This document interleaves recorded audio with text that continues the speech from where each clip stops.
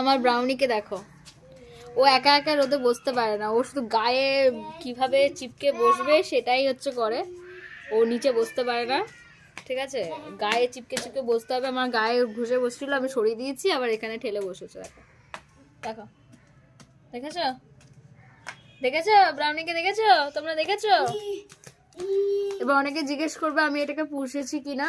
আমি ব্রাউনিকে পুষিনি, ও আমি এখানে কাক আর ডগিগুলোকে খাবার দিই, তো ওই পাঁচিল দিয়ে আমাকে দেখতো, তো সেখান থেকে ও আমার কাছে আসে। তো এখন ও আমাদের বাড়িতেই থাকে, আবার কোথায় ঘুরতে চলে যায়, আবার আসে, আবার ঘুরতে চলে যায়, আবার আসে। তো যখন খিদে পায় ম্যাও ম্যাও করে, ওর জন্য খাবার খেয়ে আবার চলে যায়। আর যখন আমি বসি রোদে, তখন এই চলে আসে আমার কাছে বসে।